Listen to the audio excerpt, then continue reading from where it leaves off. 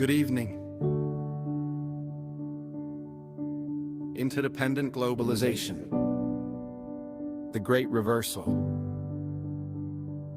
Today I want to discuss a modern socio-economic transformation known as interdependent globalization, the process by which economies, labor systems, cultures, and generations become increasingly interconnected and dependent upon one another.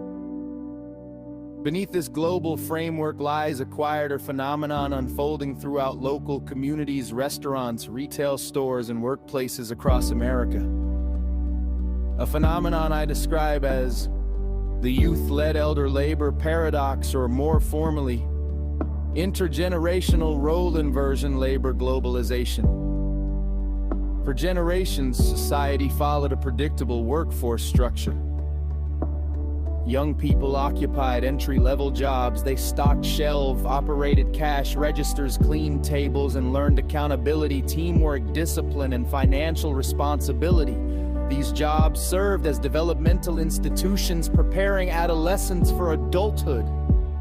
Meanwhile, older adults advanced into positions of leadership through decades of accumulated experience. That was the past. That was the traditional hierarchy. But globalization, technological acceleration, and educational expansion fundamentally altered that structure.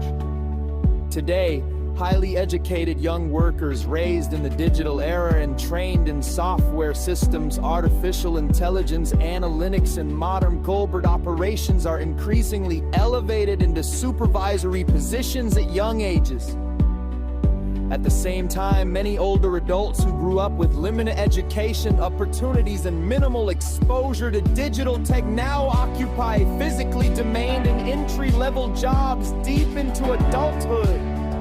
In many cases, the younger generation possesses more formal education by age 20 than previous generations had access to in an entire lifetime. This creates a profound inversion of authority. Young managers now supervise workers old enough to be their parents or grandparents.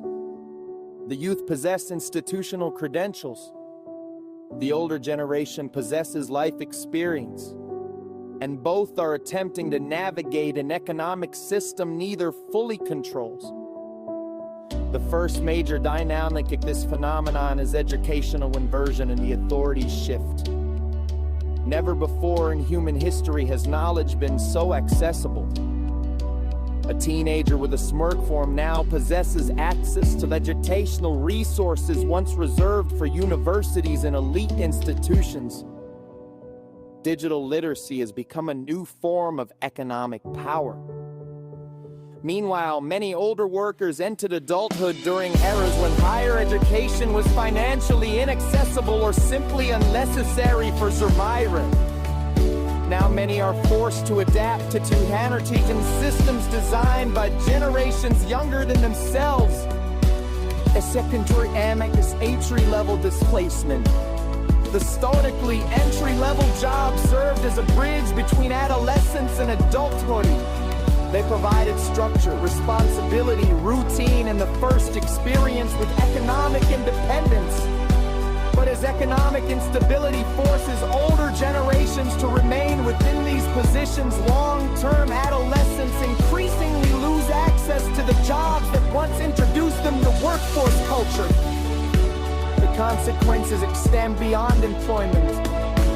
Without constructive labor environments, many young people lose access to mentorship, discipline, and developmental responsibility. The third dynamic is the interdependent takeover paradox.